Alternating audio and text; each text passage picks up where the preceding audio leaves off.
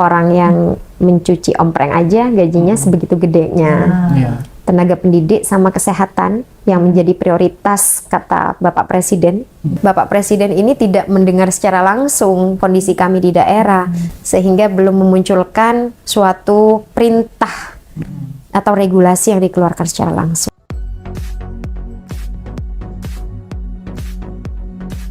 Aliansi P3K Paruh Waktu Indonesia. Bersama kita sudah ada Ibu Rini Antika selaku Sekretaris Jenderal. Kita akan membicarakan terkait nasib pegawai mereka masih P3K itu pun paruh waktu. Kita akan tanya langsung kepada Ibu Rini. Selamat datang Bu Rini. Terima kasih. Ya Bu Rini ini datang dari Jawa Timur ya Bu ya. Betul. Beliau kebetulan lagi ada audiensi dengan DPR. Nah kita akan tanya bagaimana suasana kebatinan P3K paruh waktu saat ini Bu Rini. Secara nasional tentunya. Kalau ditanya kebatinan, memang kayaknya batin kami tidak baik-baik saja sejak menjadi P3K paruh waktu ya. Walaupun memang semuanya harus disyukuri, hanya saja ada beberapa hal yang membuat kami merasa semakin kesulitan dengan kondisi kami yang katanya kami adalah bagian dari ASN. Dengan segala tanggung jawab seperti ASN, tugas yang sama halnya dengan para ASN baik PNS maupun P3K. Walaupun status kami adalah P3K paruh waktu, tapi secara kewajiban sama, baik itu jam kerja, kewajiban dalam mengemban tugas dan lain-lain itu sama saja begitu. Penghasilannya nggak sama tapi ya. Nah, kalau penghasilan saya mau menanggapi seperti apa ini apa ya?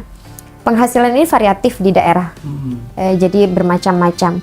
Ada yang bisa dikatakan sudah sesuai standarnya upah minimum di daerah tersebut, tapi ada juga yang 200.000, ada juga yang malah 0 rupiah gitu. Ini yang sangat membuat hati kami para pejuang Aliansi P3K Paruh Waktu Indonesia untuk terus menyuarakan keadilan dan kesejahteraan yang harusnya kami dapat begitu. Iya. Dengan 0 rupiah itu Mbak, apakah pegawai P3-nya tetap diwajibkan untuk melaksanakan tugasnya? Tidak ada yang berkurang, malah kewajiban-kewajiban seperti pemenuhan yang dilakukan oleh para PNS dan P3K itu tetap menjadi tanggung jawab kami. Status yang melekat bahwa kami adalah bagian dari ASN itu tetap melekat pada kami. Boleh diceritain nggak kenapa bisa 0 rupiah? Apakah memang APBD-nya sangat amat minim atau bagaimana Mbak? Bisa dijelasin? Sebenarnya proses ke P3K paruh waktu ini sangat panjang prosesnya, mulai dari kami yang honorer, kemudian penyelesaian sesuai amanat Undang-Undang ASN nomor 20 tahun 2023 di mana di ayat 66 bahwa penataan honorer harus diselesaikan maksimal di Desember 2024 begitu ya. Jadi mau tidak mau kami yang statusnya honorer harus menyelamatkan diri menjadi P3K paruh waktu, harus masuk gerbong nih dulu. Yang penting kami masuk gerbong dulu tanpa kami harus punya kesempatan. Ini buah si malakama sebenarnya. Kalau kami tidak mau diberhentikan, dalam artian kan tidak ada lagi honorer nih ya, sudah tidak ada lagi honorer. Mau tidak mau kami harus menjadi P3K paruh waktu dengan segala konsekuensi gaji 0 rupiah. Tapi kami pun tidak menyalahkan 100% ke daerah karena kemampuan fiskal daerah, apalagi sekarang memang efisiensi begitu ya. Jadi ini kami ke daerah sangat mengucapkan terima kasih begitu karena kita diberikan kesempatan diusulkan, karena ada beberapa daerah yang malah tidak mengusulkan tenaga honorernya menjadi P3K paruh waktu. Jadi ketimbang seperti itu akhirnya kami mengiyakan untuk menjadi P3K paruh waktu seperti itu. Artinya yang tidak dijadikan P3K paruh waktu itu dirumahkan berarti yang sebelumnya ya? Sempat ada yang dirumahkan? Iya, sudah ada yang dirumahkan, banyak sekali yang dirumahkan. Walaupun ada beberapa daerah yang memang tidak dirumahkan begitu. Nah sekarang kita juga mendengar keresahan dari P3K paruh waktu soal Kepmenpar RB nomor 16 ya tahun 2025. Apa sih Bu persoalan yang di highlight di situ? terkait Kemenpan 16 ya, 16 2025 ini yang mengatur terkait P3K paruh waktu ada di Diktum 13 sebenarnya. Bahwa penyelesaian P3K paruh waktu ini bisa kontraknya diajukan setiap 1 tahun sekali sampai si P3K ini menjadi P3K paruh waktu ini menjadi P3K. Nah, kenapa resah? Ketika kondisi seperti yang kita bahas sebelumnya dengan gaji yang 0 rupiah, 200.000, 350, variatif seperti itu akan berlanjut ke tahun-tahun selanjutnya sampai P3K di suatu daerah, P3K paruh waktu di daerah tertentu ini sampai tuntas. Ya kalau hanya punya beban P3K paruh waktunya 100-200 orang, rata-rata di daerah ada yang sampai 8.000 sekian, ada yang 10.000. Kalau secara logika formasi yang ada per tahunnya tidak mungkin 10.000 tiba-tiba menjadi P3K full time, kan begitu. Jadi nanti misalnya 500 tahun ini, tahun depan 500 lagi, berapa tahun akan selesai? Dengan gaji yang seperti itu, apa yang harus kita yang harus kita harapkan kalau tidak ada penyelesaian segera. Kemudian terkait diktum di 19 bahwa di sana sebenarnya gaji P3K paruh waktu itu adalah minimal yang didapat dari gaji sebelumnya yang didapat selama honorer. Dan kemudian yang kedua adalah minimal UMK di daerah tersebut. Tapi ternyata dua-duanya hilang, lenyap begitu. Artinya gaji yang diterima ketika honorer tidak didapat lagi setelah menjadi paruh waktu. Ya. Nah, kemudian yang diatur di ketentuannya juga tidak diperoleh gitu ya, yang UMK itu ya. Betul. Jadi masih banyak daerah juga yang sebelumnya waktu menjadi honorer ini gajinya di angka 2 juta lebih begitu ya. Tapi ketika sudah menjadi P3K paruh waktu, ini turun hanya 500.000 begitu. Ini variatif di daerah-daerah. Banyak yang seperti itu. Tapi kembali lagi, namanya semua masuk gerbong ya sudah gitu. Kita ambil resiko itu dulu. Nah, BKN ini Mbak menyerahkan nasib P3 paruh waktu ke masing-masing Pemda. Apakah mau dilanjut di 2007 atau enggak? Nih, berarti pemerintah lepas tangan. Kalau pandangannya Mbak gimana? Nah, apa ya? Memang dari awal mau P3K paruh waktu ini kan dikembalikan ke daerah. Jadi ada kesempatan daerah yang tidak mau bertanggung jawab dengan honorernya ya sudah tidak mengusulkan begitu. Sama halnya nanti untuk perpanjangan nih.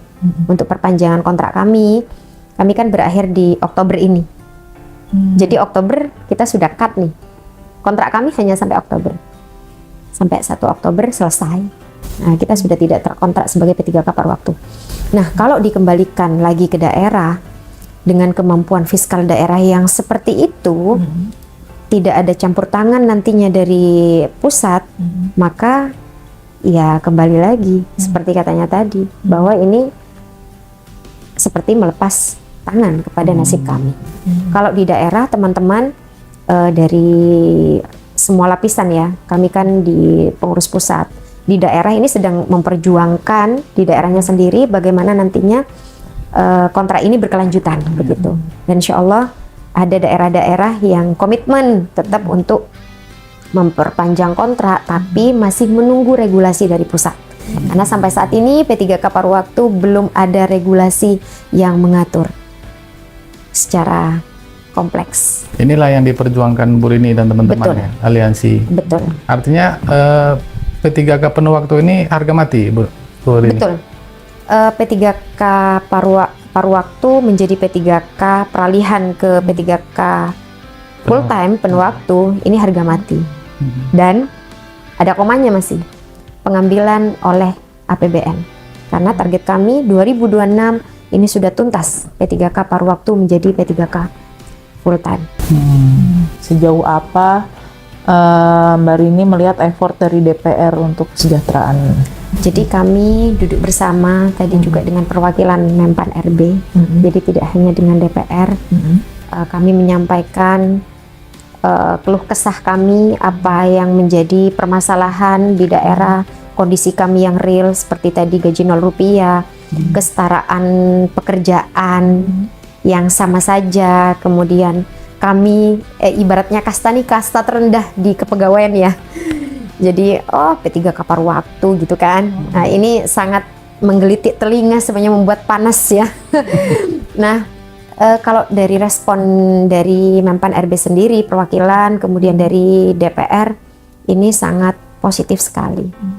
Kami hanya menunggu begitu ya, menunggu apakah benar seperti yang disampaikan tadi bahwa kita akan sama-sama memperjuangkan ini, baik di tingkat legislatif maupun eksekutifnya.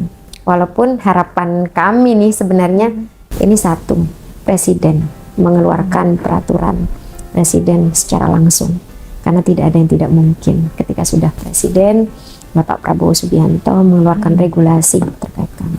Berarti ini kemungkinan harapannya seperti di era Pak SBY ya. Betul. Ketika honorer diangkat 1 juta lebih menjadi PNS. Betul. Karena saya sangat percaya sekali sosok Presiden kita saat ini sangat peduli dengan seluruh lapisan masyarakat ya. Kami ini adalah ujung tombak pelayanan di sektor pendidikan, di sektor kesehatan maupun di pelayanan publik langsung.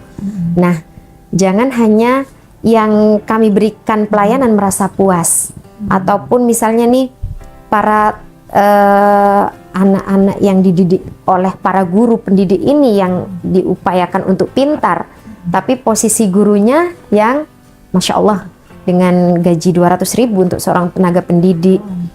Jangankan untuk mengepulkan dapurnya, untuk mobilisasi dari rumah ke sekolah tidak akan cukup. Jangankan mengepulkan seperti itu. Jadi banyak sekali P3K paruh waktu ini yang nyambi kerja. Ada yang buka bengkel, ada yang jualan sate, itu macam-macam variatif di daerah begitu. Tapi bicara memikirkan honorer P3K tadi, saya percaya karena di waktu di pidato kenegaraan kemarin kan sampai dibilang gaji guru naik 300%, walaupun belakangan Salah. Mulutnya kita di prank. iya, mulutnya typo. itu mungkin tanda bahwa di alam bawah sadar Presiden mungkin memikirkan nasib guru Betul, gitu. betul. Ya, kita positive thinking Iya, aja. betul. Nah, kembali masalah kesejahteraan. Sebenarnya sempat viral yang ada yang digaji berapa ya? 130, ada 35.000 ya, ada 50.000. Iya. Tapi saya kaget ketika barusan Bu Rini bilang ada yang digaji 0 rupiah. Iya, betul. Dan ini bukan omon-omon loh ya. Bukan. Mungkin bisa disebutkan di daerah mana itu, Bu Rini? Kita ambil sampel karena ini kita kan pergerakan nasional. Jadi memang kita ambil sampel, salah satunya dari Kabupaten Muna. Jadi gajinya memang 0 rupiah. Ada SK-nya, kita juga sudah menyerahkan ke DPR tadi berupa naskah akademik juga.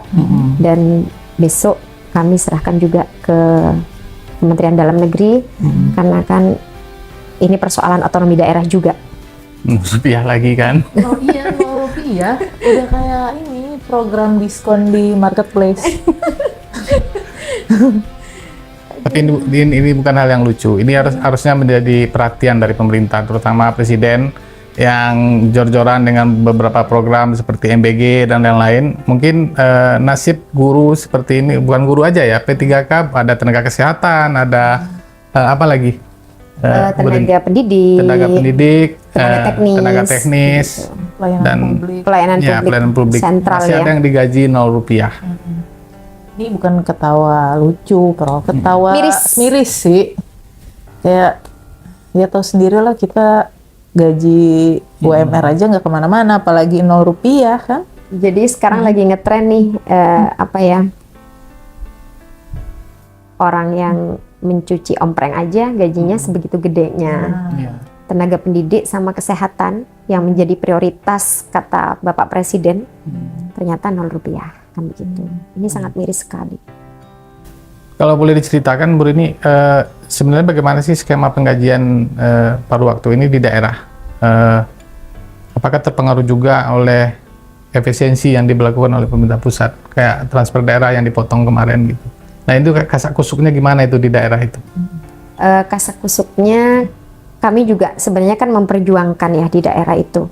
Bagaimana nanti kalau misalnya peralihan ke penuh waktu tidak bisa diselesaikan tahun ini, kita juga harus menyediakan ban-serep lain. Nah, ketika kita melakukan pendekatan persuasif ke eksekutif dan legislatif di daerah untuk meminta gaji dinaikkan atau minimal UMK begitu ya, jawabannya adalah paruh waktu tidak kami rumahkan. Itu sudah syukur yang luar biasa karena efek efisiensi anggaran. Jadi ini masih memikirkan bagaimana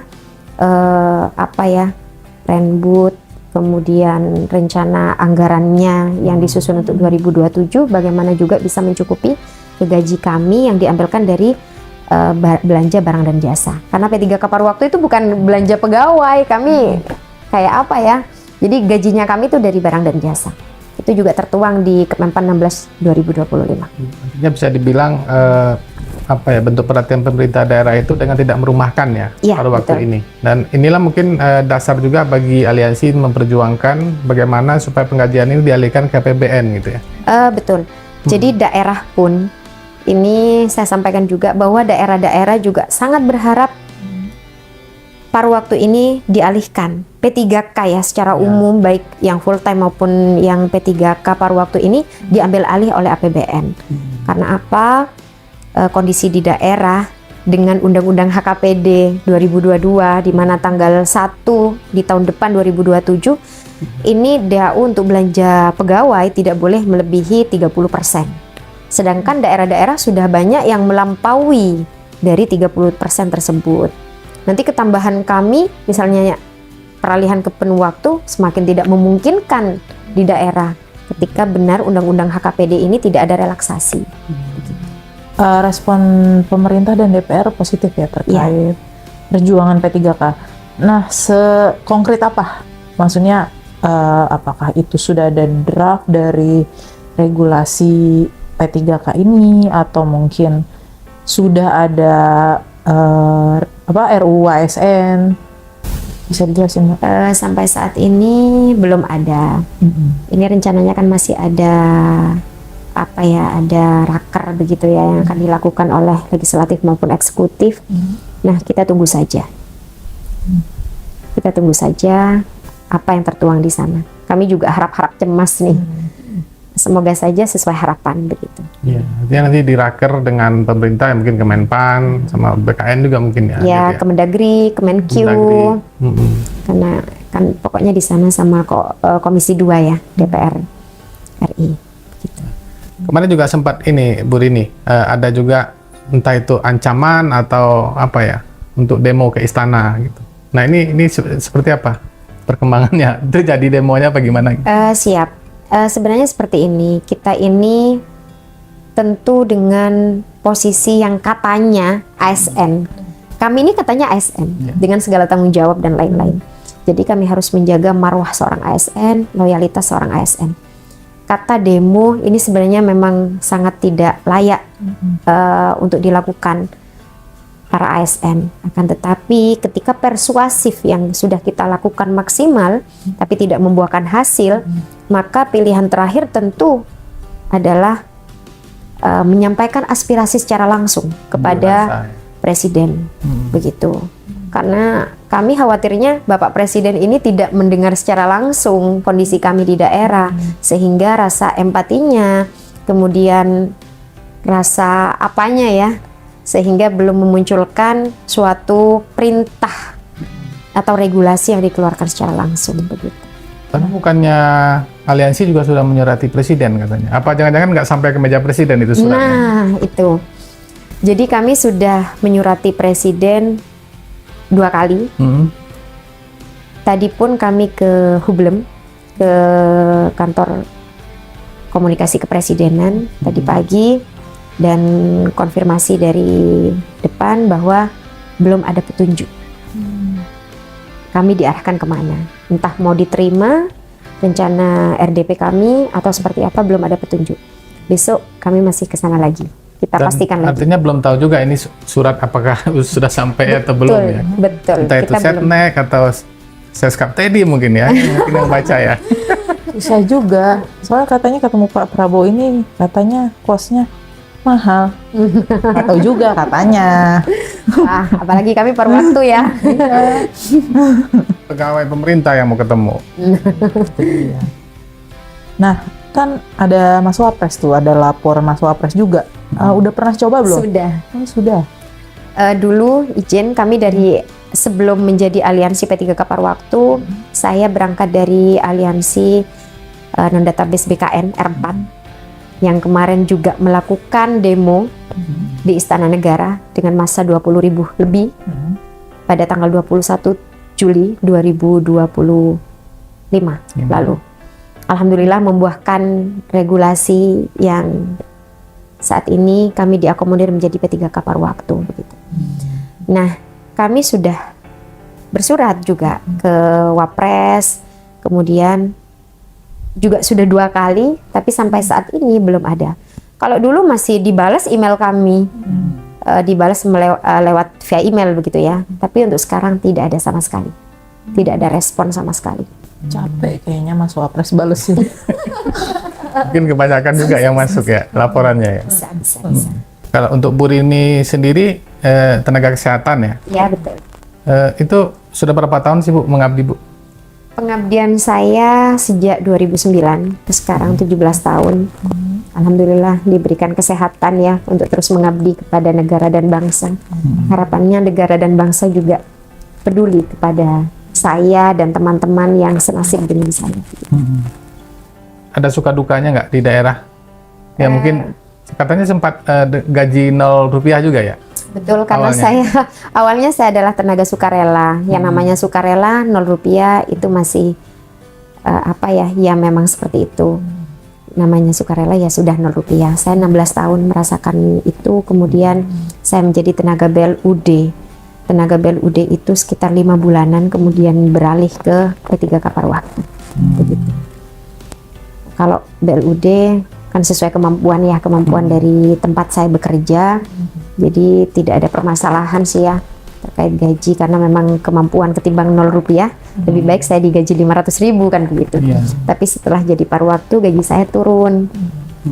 Saya sekarang digaji 350, tapi saya sangat bersyukur dengan kondisi saya sekarang dan sangat mengapresiasi daerah yang sudah mengusulkan, memfasilitasi kami, memasukkan kami ke gerbong paruh waktu. Dan ini memang kontrak yang sampai Oktober nanti ya? Ya betul. Itu khusus untuk di Sumeneb aja Mbak atau di banyak daerah? Semua daerah sama, kontraknya sama sampai 1 Oktober. Habis itu tuh berarti tergantung daerah apakah mau diperpanjang atau memang cut off udah. Nah, sampai saat ini kan evaluasi nih, evaluasi kinerja yang dilakukan oleh daerah, apakah ini layak untuk di kontrak lagi kan seperti itu. Kita ada penilaian kinerja juga. Tidak hanya tidak hanya asal kemauan saja begitu. Nah, untuk peningkatan status dari paruh waktu ke full time itu Bu, itu ada masa-masanya?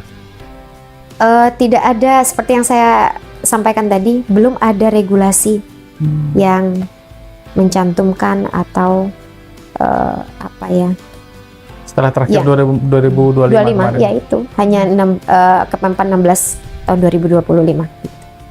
Berarti memang dulunya ya, paruh waktu ini kan sebenarnya menyelamatkan honorer supaya tidak dirumahkan. Betul. Ini yang tidak diangkat menjadi penuh waktu. Tapi sekarang posisinya berarti terancam dirumahkan beneran. Kalau kita melihat situasinya. Kalau melihat situasinya tentu, tapi sampai saat ini daerah-daerah yang kita perjuangkan masih komitmen. Masih komitmen. Karena kita dibutuhkan juga. Kalau udah ada kami lumpuh pelayanan begitu. Nah, itu persoalannya. Nah, ya lumpuhlah pelayanan. Yang jaga UGD siapa? Yang standby di ruang bersalin siapa? Ini untuk kesehatan ya. Ya. Terus yang ngajar di sekolah juga siapa? Coba dilihat angka PNS-nya berapa, P3K-nya berapa. Ini kebanyakan memang kami, P3K paruh waktu begitu.